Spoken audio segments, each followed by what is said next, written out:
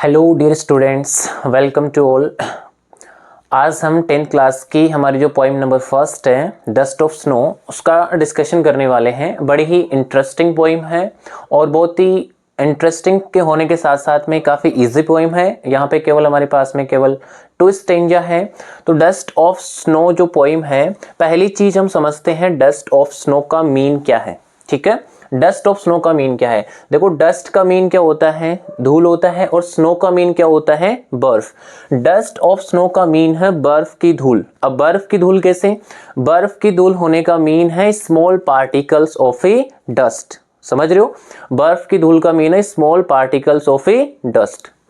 तो सबसे पहली चीज ये है कि इसके अंदर हमारे पास में जो स्टेंजा गिवन है, 2 स्टेंजा है, और उनके अंदर सबसे मेन इस पोएम की जो हमारी थीम है, वो थीम क्या है, उस थीम को समझना हमारे लिए सबसे मेन इंपॉर्टेंट है।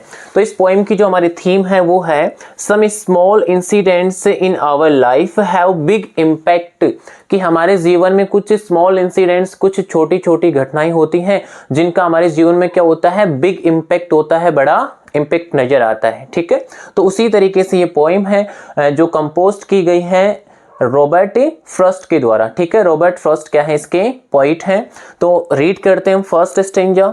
स्टेंजा नंबर फर्स्ट है, the way a crow shook down on me the dust of snow from a hemlock tree has given my heart a change of mood and saved some part of a day I had a root। Okay, एक बार सबसे पहली चीज आपको इस poem के अंदर या जो भी आप चैप्टर या पोइम आप जो रीड करते हो उसमें आपको वर्ड पावर अगर आपको याद है तो आप उसका मेन जो उसके की वर्ड्स अगर वो आप लर्न कर लेते हो तो आप उसके आंसर्स जो फ्रेम करोगे उनमें आपको क्या होगा, इजी होगा। ठीक है, तो पहली चीज इसमें ऐसा कोई हार्ड इसमें कोई वोकेब यूज नहीं की गई है, फिर भी मैं एक बार आपको बता देता हूँ। वे का मीन होता है मैनर। वे का मीन क्या होता है, वे मीन तरीका। वे का मीन मैनर, तरीका। ठीक है, और एक वर्ब होती है शेक। शेक का मीन होता है हिलाना और उसका सेकंड फॉर्म होता है शुक। ठीक है, शुक डाउन यानी हिलाकर नीचे गिराना। ओके, डस्ट ऑफ स्नो का मीन मैंने आपको बताया है small particles of A dust है। और हेमलॉक ट्री बेटा एक पॉइजस ट्री है, एक जहरीला विषैला पेड़ है हेमलॉक ट्री, जिसके व्हाइट फ्लावर्स होते हैं। ओके, और हैट का मीन आप समझते हो ए change of mood. Okay, mood का मीन होता है हमारी मनोदशा। मूड का मीन क्या होता है, मनोदशा। ए चेंज ऑफ मूड यानी मूड के अंदर चेंज होना, हमारी जो मनोदशा है, मानसिक स्थिति, उसमें चेंज होना। और सेव का मीन होता है बचाना, और सम पार्ट का मीन है कुछ भाग, और डे का मीन आप समझते हो। रूट का मीन है बेटा किसी चीज का रिग्रेट करते हुए, किसी चीज का पश्चाताप करते हुए टाइम स्पेंड करना, उसको अपन बोलेंगे रूट। ओके, तो हमने सारी वर्ड मीनिंग इसमें देख ली है। चलो अब स्टार्ट करते हैं इसका एक्सप्लेनेशन। द वे जिस तरीके से एक कौवे ने शुक डाउन ऑन मी। देखो, पहली चीज मैं आपको बता दूं कि यहाँ पे हमारे जो पोइट है रॉबर्ट फ्रॉस्ट, वो क्या है, एक दिन जैसे कहीं टहल रहे हैं, घूम रहे हैं। ठीक है, और विंटर का मौसम है, सर्दियों का मौसम है, बाहर क्या हो रहा है, स्नोफॉल हो रहा है, बर्फ गिर रही है। ठीक है, तो जो पोइट है हमारे वो थोड़े से सैड है, उदास है, उनमें कुछ नेगेटिव थॉट्स से उनके दिमाग में आ रहे हैं। तो उनके लिए वो क्या कर रहे हैं, सबसे मेन चीज ये है कि वो कहीं बाहर घूम रहे हैं और बाहर टहलते टहलते वो किसी हेमलॉक ट्री, किसी हेमलॉक के पेड़ के नीचे आ खड़े हुए हैं। तो उसी समय क्या होता है, the way a crow shook down on मी। उसी हेमलॉक ट्री के ऊपर क्या है, कि क्रो है, कौवा है।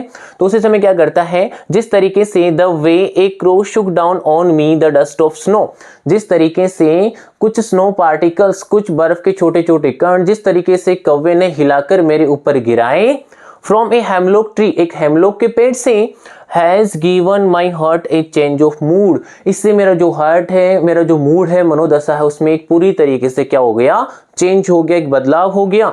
मतलब मैं पहले क्या था, मेरे दिमाग में कुछ नेगेटिव थॉट्स थे, मैं पूरी तरीके से थोड़ा सोरोफुल था, डिप्रेस था, परेशान था, हताश था।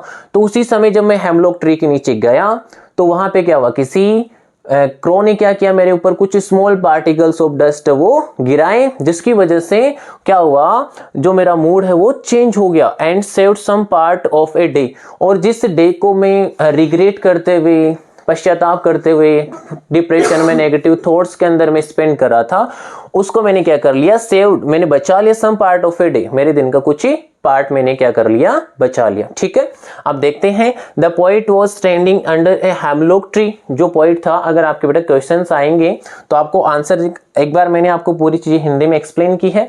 अगर इसमें से क्वेश्चन बनते हैं, मैं आपको नेक्स्ट फ्रेम के अंदर इंपॉर्टेंट क्वेश्चंस भी डिस्कस करवा दूंगा, लेकिन इसमें एक बार आप समझ लेना। The poet was standing under A hemlock tree, यही बात मैंने आपको बताई है कि जो हमारे पोइट थे वो किसी हेमलॉक ट्री के ऊपर क्या थे, हेमलॉक ट्री के नीचे खड़े हुए थे। A crow sitting on the tree, एक कौवा जो उसी पेड़ के ऊपर बैठा हुआ था। शुक इट, उसने क्या किया, इस ट्री को या इसकी जो ब्रांचेज उनको शुक किया, उनको हिलाया। And the particles of snow fell on the poet, और जो हमारे पोइट कवि हैं उनके ऊपर कुछ ही पार्टिकल्स जो स्नो के थे वो उनके ऊपर ही गिरते हैं। ठीक है, और नेक्स्ट स्टेंजा में क्या है, the poet was in a sad mood, कि जो हमारे जो पोइट थे वो पहले क्या थे, बिफोर क्या थे, वो सैड मूड के अंदर थे, नेगेटिव थॉट्स थे उनके दिमाग में, डिप्रेस थे। When a crow shook down the particles of a snow on to him, जब वो सैड मूड में थे तभी क्या हुआ, when a crow shook down the particles of snow on to him, जब उनके ऊपर किसी कौवे ने बर्फ के जो पार्टिकल्स उनको गिराया। दिस चेंज हिज मूड, या आप कह सकते हो दिस चेंज पोइट्स मूड, इससे हमारे जो पोइट है रॉबर्ट फ्रॉस्ट है उनका मूड क्या हो गया, चेंज हो गया। And he remain happy, remain का मीन होता है रहना, और वो क्या रहे, हैप्पी रहे, खुश रहे। During the rest of the day, बचे हुए दिन, रेस्ट ऑफ द डे का मीन क्या है, बचे हुए दिन। ठीक है, अब इसके नेक्स्ट फ्रेम के अंदर अपन कुछ डिस्कस करने वाले इसके इंपॉर्टेंट क्वेश्चंस। तो आपके बोर्ड एग्जाम पैटर्न में ऐसा क्वेश्चन बनता है कि आपको एक स्टेंजा देता है और उस स्टेंजा में से एक टाइप का क्वेश्चन ये बनता है कि right the rhyme scheme of the poem, या फिर आपको कहा जा सकता है right the rhyme scheme of the stanza. हमारा जो स्टेंजा है या हमारी जो पोएम है उसका आपको राइम स्कीम लिखना होता है। तो ये राइम स्कीम क्या होता है, ये इंपॉर्टेंट क्वेश्चन बनता है। तो राइम स्कीम के लिए आपको क्या देखना होता है, जैसे कोई आप सॉन्ग वगैरह सुनते हो तो उसमें जैसे सॉन्ग में क्या होता है, जो लाइन्स होती है वो लास्ट में जाके मैच करते हैं, उनके कुछ वर्ड्स वगैरह क्या करते हैं, लास्ट में मैच करते हैं। तो वैसे ही आपको निकालना होता है राइम स्कीम। तो राइम स्कीम निकालने के लिए आप क्या करते हो, जो भी आपके पास में स्टेंजा की लाइन्स हैं उन लाइंस में जो लास्ट वर्ड है आपको उसके ऊपर फोकस करना है, लास्ट वर्ड के ऊपर क्या करना, फोकस। तो सबसे पहली चीज है, फर्स्ट लाइन के लास्ट में आपको क्या दिख रहा है, क्या नजर आ रहा है, क्रो। सेकंड लाइन के लास्ट में आ रहा है मी, और थर्ड के लास्ट में स्नो, और फोर्थ के लास्ट में क्या आ रहा है, ट्री। अब आपको इन वर्ड्स में से वो वाले वर्ड से एक जगह करने हैं जिनका साउंड जो है वो लास्ट में क्या हो, सिमिलर हो। जैसे फर्स्ट लाइन में है क्रो और सेकंड लाइन में, थर्ड लाइन में क्या है, स्नो। क्रो, स्नो, क्या ये दोनों वर्ड्स का जो साउंड है लास्ट में मैच कर रहा है, क्रो एंड स्नो, बिल्कुल कर रहा है। सेकंड वर्ड अपना मी, और लास्ट वाला वर्ड क्या है, tree. Me and tree, me and tree, तो ये भी जो वर्ड्स इनके भी साउंड क्या कर रहे हैं, मैच कर रहे हैं। तो राइम स्कीम आपको किसी भी स्टेंजा की निकालनी हो, जितनी लाइन्स उनके लास्ट वाले वर्ड्स पे फोकस करना है। तो क्रो एंड स्नो, सर ये वाले वर्ड सेम है, और मी एंड ट्री क्या है, सेम। तो हम क्या करेंगे, इनमें कुछ नंबरिंग करेंगे, और नंबरिंग हमारे जो अल्फाबेट्स हैं उनके अकॉर्डिंग करना है। जैसे क्रो को आपको नंबरिंग स्टार्ट करना है स्मॉल ए से, ठीक है। अगर क्रो को आपने स्मॉल ए किया है तो आपका स्नो भी क्या होगा, स्मॉल ए, ओके। तो मी एंड ट्री दोनों सेम है, तो अगर आपने मी को बी किया है तो ट्री भी क्या होगा, बी, ठीक है।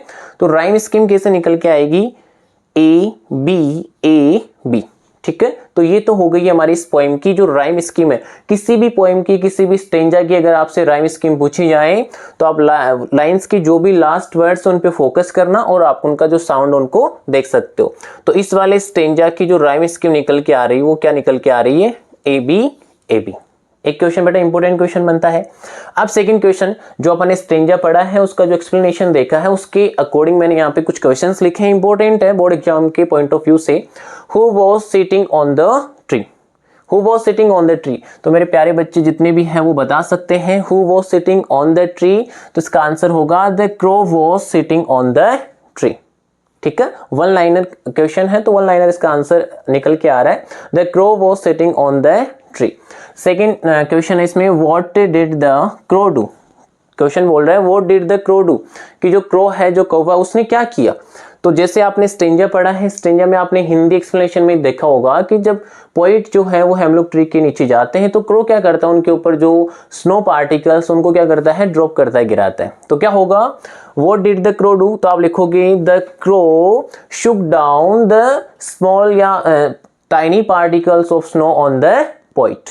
क्या आंसर होगा, the crow shook down the small particles of snow on the poet. ठीक है। फोर्थ क्वेश्चन है how did the poet feel before the incident. Important question है कि जब क्रो ने कौवे ने क्या किया, जब पोइट के ऊपर जो स्नो पार्टिकल्स गिराए उससे पहले जो हमारे पोइट थे उनका जो मूड था वो कैसा था। ठीक है। तो the poet, how did the poet feel before the incident, तो आंसर करेंगे the poet felt before the incident, या आप लिख सकते हो the poet was fully depressed, sad and in negative thoughts. ठीक है, बिफोर दिस इंसिडेंट। तो इसका इंपॉर्टेंट क्वेश्चन, आंसर आपको ध्यान में रखना है। तो बेटा यहाँ पे मैंने जो पूरा पोइम है उसमें से मेन इसका जो थीम या मैसेज है उसका क्वेश्चन बनता है 3 नंबर का लॉन्ग आंसर टाइप में। तो उसका जो मैसेज है पोइम का उसी को मैंने यहाँ पे राइट डाउन किया है। The poet wants to tell us that even a small incident can bring a big change in our life, कि कभी हमें ये कहना चाहता है कि हमारे जीवन में जो छोटी सी इंसिडेंट है वो भी एक बड़ा चेंज ही ला सकती है। सिंपल सी बात है। The poet wants to tell us, आप कैसे भी इस लाइन को यूज कर सकते हो। द पोइट वांट्स टू से, हमें कहना चाहता है that small incidents can bring big changes in our life. ठीक है। फिर उसके बाद में जैसे when the poet was sad, जब जो हमारे पोइट थे वो सैड थे, थोड़े से सैड एंड डिसअपॉइंटेड, थोड़े से निराश थे, मायूस थे।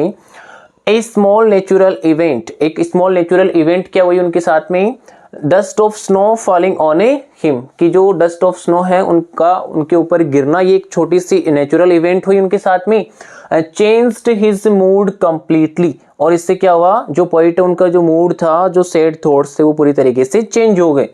हिज सैडनेस डिसअपियर्ड, और उनकी जो हमारे पोइट है उनकी जो उदासी है, मायूसी है, वो क्या हो गई, डिसअपियर्ड, गायब हो गई। ठीक है। एंड ही फेल्ट, और कवि ने महसूस किया, फ्रेश एंड हैप्पी, कैसा महसूस किया, fresh and happy. Small moments of nature can heal our mind, कि हमारे माइंड को जो नेचर की स्मॉल जो इंसिडेंट्स हैं वो क्या कर सकते हैं, हील कर सकते हैं, भर सकते हैं, चेंज कर सकते हैं। जैसे हमारा जो हर्ट है, we should not lose hope when we feel sad, जब हम सैड फील करते हैं तो हमें हमारी जो होप है उसको लूज ही नहीं करना चाहिए, क्योंकि छोटी छोटी जो चीजें होती है वो हमारे लाइफ के अंदर क्या करती है, बिग चेंजेस लेके आ सकती है। तो ये मेन मैसेज थीम अगर आपने याद कर ली है तो इसमें से जो भी इसके अलावा अगर रिमेनिंग कुछ क्वेश्चंस बनते हैं उनके आंसर्स भी आप इस मैसेज में से, थीम्स में से कर सकते हो। और मैंने एक स्टेंजा आपको डिस्कस करवा दी, स्टेंजा का क्वेश्चन बनता है। तो ये सारी चीजें आपको तैयार करनी है। मिलते हैं नेक्स्ट वीडियो के अंदर। Thank you.